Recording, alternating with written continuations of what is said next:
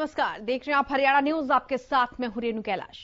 मुख्यमंत्री मनोहर लाल खट्टर और इनेलो के प्रदेश अध्यक्ष के बीच मुलाकात के बाद सियासी गलियारों में एक नया उबाल देखने को मिल रहा है। इन दोनों की मुलाकात से कई सवाल उठ रहे हैं।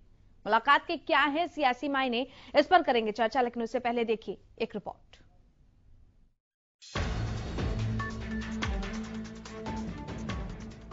जैसे जैसे लोकसभा 2019 के चुनाव नजदीक आ रहे हैं, वैसे वैसे सियासी पारा ऊपर उठता जा रहा है। कोई इधर जा रहा है तो कोई उधर जा रहा है, लेकिन इन सब के बीच हरियाणा की राजनीति अलग ही दिशा में चलती जा रही है। इस इधर उधर के खेल को समझना होगा। कौन किसके पीछे है और कौन किसके साथ, ये देखना भी जरूरी होगा। लेकिन इससे पहले इनेलो प्रदेश अध्यक्ष अशोक अरोड़ा ने सीएम मनोहर लाल से मुलाकात कर प्रदेश में सियासी पारे को और गर्म कर दिया है। तो मुलाकात पर बोलते हुए अशोक अरोड़ा और मुख्यमंत्री ने क्या कुछ कहा, सुनिए और जरा गौर से समझिए भी, क्योंकि हरियाणा की राजनीति को आज समझना जरूरी है। हमारे प्रदेश के मुख्यमंत्री हैं, मिलना जुलना हमारा रहता है। मुलाकात है, मैं हरियाणा भवन में गया हुआ था, दिल्ली में एक शादी समारोह में शामिल होने के लिए। जब मैं वहां से उतरा तो मुख्यमंत्री जी मिल गए। मुख्यमंत्री जी को नमस्कार की, कहने लगे प्रधान जी कैसे आए हो। मैंने शादी में आए हो भाई। उन्होंने कहा चाय पीते हैं, तो चाय पिए। और जब दो रोज राजनेता बैठते हैं तो निश्चित रूप से राजनीतिक बातें तो मैं सबसे मिलता हूँ, जो मुझे मिलने के लिए आता है उनको मिलता हूँ। मुझे कोई काम पड़ता है मैं बुलाकर भी मिलता हूँ, जाकर भी मिलता हूँ। इसलिए ये एक रिलेशनशिप जो है हमारी, ये परस्पर बनी रहती है। हमारा कोई पॉलिटिकल कोई एनिमिटी नहीं है। इसलिए हर एक काम को, हर एक यानी जो मिलना जुलना उसको राजनीति से जोड़ के देखना है। तो सुना आपने, पहले अशोक अरोड़ा और फिर खुद सीएम मनोहर लाल खट्टर को।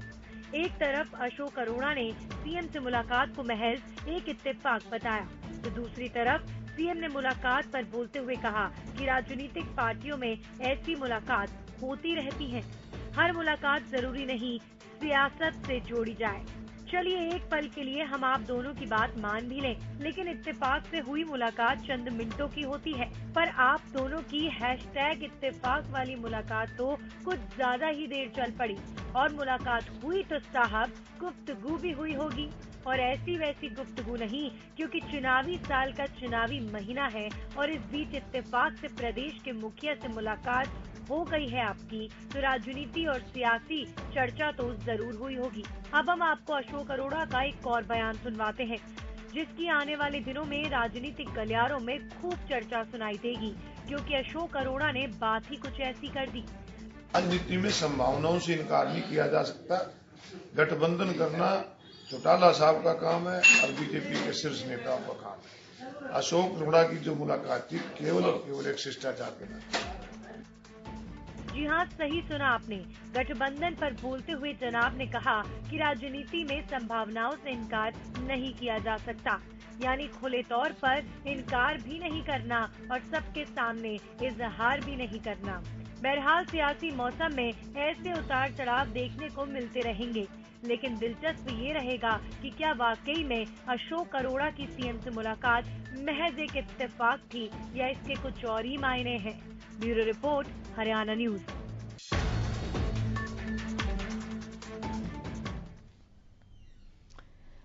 जी हाँ, तो सवाल ये है कि ये मुलाकात संयोग है या फिर कोई योग, क्योंकि दोनों ही इस बात से इनकार कर रहे हैं। हालांकि अशोक अरोड़ा के इस बयान ने अब थोड़ी सी संभावनाओं को बल जरूर दे दिया है। उनका कहना है कि राजनीति में किसी भी संभावना से इनकार नहीं किया जा सकता है, और अगर गठबंधन होता है तो उसका फैसला जो पार्टी के सुप्रीमो हैं, जो वरिष्ठ लोग हैं, वो करेंगे। अब इस बयान के क्या सियासी मायने निकाले जाएं, इसको लेकर क्या चल रहा है, यही हम समझने की आज कोशिश कर रहे हैं।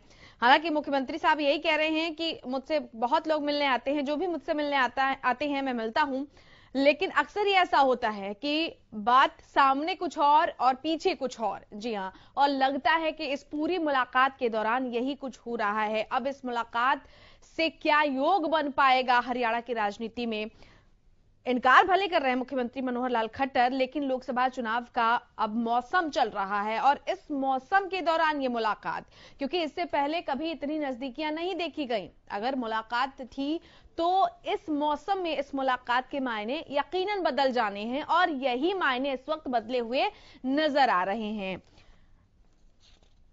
सवाल अब ये भी कि क्या ये मुलाकात महज एक इत्तेफाक है?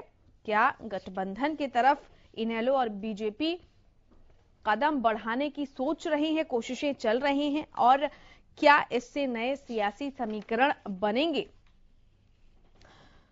क्योंकि अशोक अरोड़ा ये कह रहे हैं कि राजनीति में संभावनाओं से इनकार नहीं किया जा सकता, यानी खुले तौर पर इनकार नहीं कर रहे हैं और खुले तौर पर स्वीकार भी नहीं कर रहे हैं। लिहाजा अब नजरें इन पर टिकी हुई है। सेंधमारी का दौर आपको पता है कि जैसे ही चुनाव नजदीक आते हैं चल पड़ता है, जारी हो जाता है, दल बदल का खेल चलता है, गठबंधन का दौर हो जाता है। क्योंकि पहले जो पार्टियां एक दूसरे की धुर विरोधी होती हैं, वो जब साथ आती हैं तो कहते हैं कि मतभेद होना चाहिए, मनभेद नहीं होना चाहिए, और इस तरह की बातें कहकर पार्टियां गठबंधन कर लेती हैं। तो ऐसे में इनकार और इकरार ये वाकई सियासी समीकरण का, सियासी खेल का एक हिस्सा है। बीजेपी से डॉक्टर संजय शर्मा हमारे साथ इस वक्त फोन लाइन पर जुड़ गए हैं। डॉक्टर संजय, आवाज मिल रही है आपको? जी रेणु जी, नमस्कार। नमस्कार सर। डॉक्टर संजय, सवाल अशोक अरोड़ा जी से मुलाकात को लेकर है। हालांकि मुझे पता है आप भी इनकार करेंगे और कहेंगे कि एक शिष्टाचार मुलाकात थी, लेकिन अशोक अरोड़ा साहब का एक बयान भी आया, इसमें कह रहे हैं कि संभावनाओं से इनकार नहीं किया जा सकता है और पार्टी में अगर कुछ होगा उसका फैसला जो सुप्रीम लेवल के लोग हैं वो करेंगे। फिलहाल आप कैसे देख रहे हैं इस मुलाकात को? देखिए रेणु जी, भारतीय जनता पार्टी की सरकार हरियाणा के अंदर पिछली बार भी बनी थी अपने बलबूते पर, और हमारे आज 48 विधायक हैं और 5 निर्दलीय विधायकों का भी हमें समर्थन प्राप्त है। इसलिए सरकार को किसी तरह के बाहरी समर्थन की या किसी के साथ गठबंधन करने की पार्टी को कोई जरूरत नहीं है। हमारा जो गठबंधन है वो प्रदेश की जो 2.5 करोड़ जनता है उनके साथ है और प्रदेश की जनता के लिए हम काम कर रहे हैं। हमें कोई मैं बड़ी विनम्रता से इस बात को कहना चाहता हूँ, कोई किसी गर्व या घमंड के कारण नहीं, लेकिन जिस तरह के काम हमारी सरकार ने पिछले 4.5 साल के अंदर हरियाणा के अंदर किए हैं, उससे आम जनता आज ये मान रही है कि भारतीय जनता पार्टी का कोई विकल्प नहीं है और मुख्यमंत्री मनोहर लाल जी की छवि आज ऐसे मुख्यमंत्री के रूप में हो गई है कि आज तक हरियाणा के इतिहास में कोई भी मुख्यमंत्री ऐसा नहीं बना। अशोक अरोड़ा जी की मुलाकात आदरणीय मुख्यमंत्री जी के साथ क्यों हुई, किस कारण से हुई, देखिए ये सबको अपने राजनीतिक क्यास, राजनीतिक अंदाजे मीडिया को भी और बाकी लोगों को भी लगाने का पूरा अधिकार है।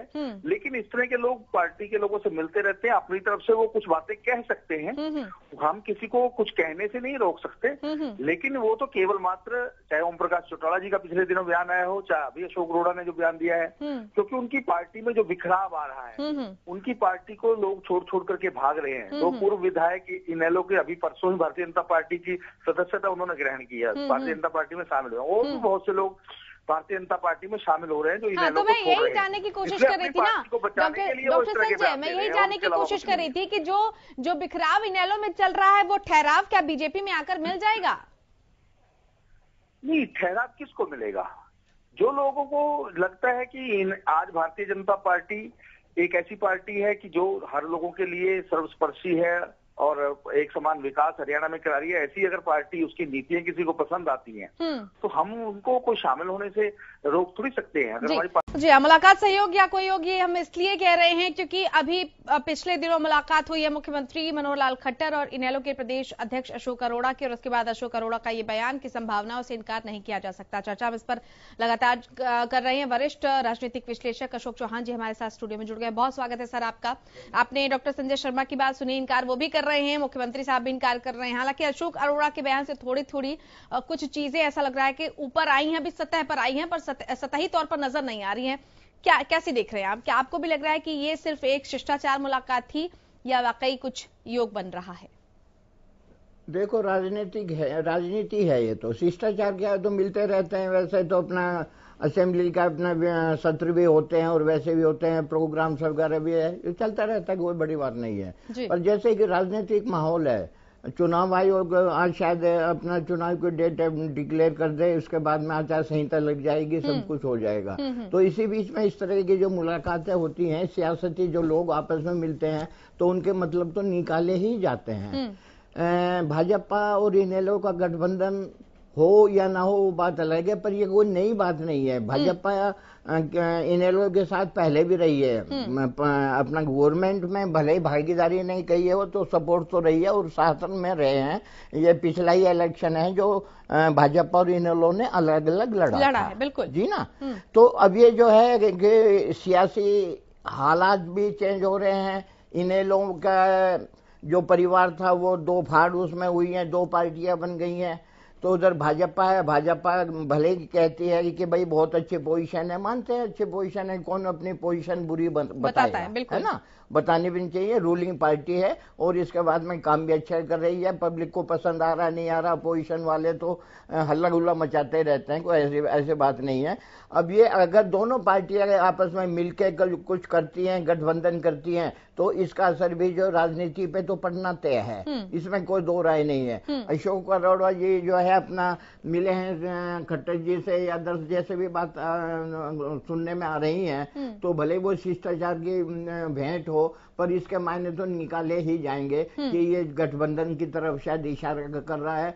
पर जो मेन बात है वो है गठबंधन अगर चलता भी है तो हो सकता है कि उसके पृष्ठभूमि धरातल उसका तैयार कर लिया जाए और उसके बाद में जो इनेलो सुप्रीमो चौधरी ओम प्रकाश चौटाला हैं उनका भी शायद जेल से जो है रिहा होने का मामला चल रहा है। ये एक बहुत महत्वपूर्ण बात आपने बताई कि अभी जेल से रिहा होने वाले हैं, तो क्या उसके पहले ही ये जमीन तैयार की जा रही है? अशोक अरोड़ा को आगे कर दिया गया है कि भाई आप वो जमीन तैयार कीजिए, ये जिम्मा उनको दिया गया है। चौटाला जी आएंगे तो गठबंधन की बात होकर शायद वो परवान चढ़ जाएगी, परवान चढ़ेगी तो उसका जो है अपना असर तो फिर अपना राजनीति पे आएगा। कांग्रेस भी परेशान होगी, जो उसके सपोर्टिंग पार्टी है जो सैनी जी ने बनाई है वो भी कब चाहेंगे कि इनका गठबंधन हो जाए। इस तरीके दर सब अपना पार्टियां हैं जो अपना वो देखने को मिलेंगी और वो जो है अपना जो सब कुछ तैयारी करेंगे और अपना इनको रोकने का भी प्रयास करेगी। पर हो सकता है कि शायद गठबंधन सिरे चढ़ जाए। अच्छा, वो सिरे चढ़ने के बाद चौधरी ओम प्रकाश चौटाला के ऊपर डिपेंड करता है। ठीक, अशोक जी, बीजेपी को क्या जरूरत है इस गठबंधन की? क्योंकि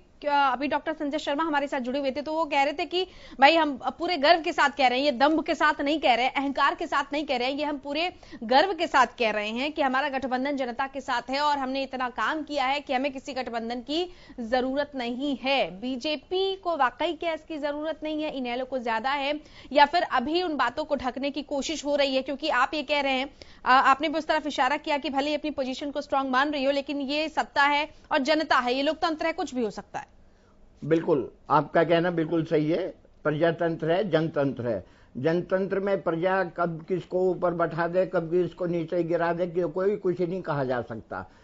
इतिहास भी बताता है, पिछले कुछ टाइम में चले जाए, सत्ता पे अच्छी तरह से काबिज कराया तो उसके बाद में फिर करा तो अपना जो है बिल्कुल ही धूल चटा दी, है ना। तो इसमें जो है थोड़ा सा बतौर सेफ्टी, है ना, बतौर सेफ्टी भी आदमी इंतजाम करके चलता है। भाजपा रही है, 5 साल होने जा रहे हैं प्रदेश में रही है, काम अच्छे किए हैं, मानते हैं जनता के काम किए हैं, जन मुद्दों से जुड़े हुए समस्याएं। आपने इस शब्द का इस्तेमाल किया बतौर सेफ्टी, बतौर सेफ्टी कौन लेकर चल रहा है? इनेलो ज्यादा लेकर चल रही है या फिर बीजेपी ज्यादा लेकर चल रही है? दोनों ही, क्योंकि इनेलो है, इनेलो का तो जो परिवार था वो बिखरा है, तो इनेलो नहीं चाहती है कि अपना जो है जो बिखरे हुए परिवार को समेटने में लगी हुई है और चाहती है कि जो अच्छा प्रदर्शन हो जाए, भले ही साथ मिलकर हो जाए। अगर गठबंधन होता है तो, अगर गठबंधन की उनके दिमाग में बात है तो वो चाहेंगे कि अपना भाजपा के साथ मिलकर अपना कुछ थोड़ा कर ले। पुरानी सहयोगी रही है, यस, ना होने से तो बेहतर रहेगा शायद, है ना। इधर भाजपा भी चाहेगी कि भाई ऐसा ही कि हमारा पुराने गठबंधन हमारे साथ रहे हैं, तो भाजपा को भी थोड़ी और अच्छी मिल जाएगी, संजीवनी मिलेगी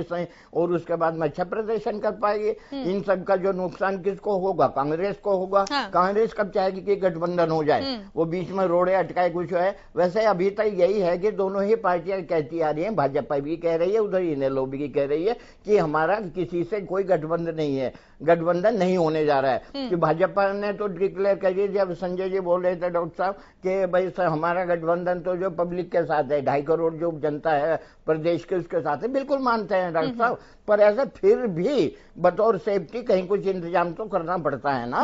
कहीं कुछ जनता है, जनता ने कहीं कुछ अपना हिसाब किताब उल्टा कर दिया तो कौन जिम्मेदार होगा? तो इसके लिए जो पार्टियां भी सोच समझ के चलती हैं। और बहुत शुक्रिया अशोक जी, हमारे पास वक्त की कमी है, लेकिन बहुत शुक्रिया आपने इस खास चर्चा में शिरकत की। तो संभावनाओं से वाकई इनकार नहीं किया जा सकता है और अब देखना यही है कि इन संभावनाओं को ठोस ये संभावनाएं आखिर हकीकत में तब्दील होंगी या नहीं होंगी। बड़ी बहस में फिलहाल इतना ही। नमस्कार।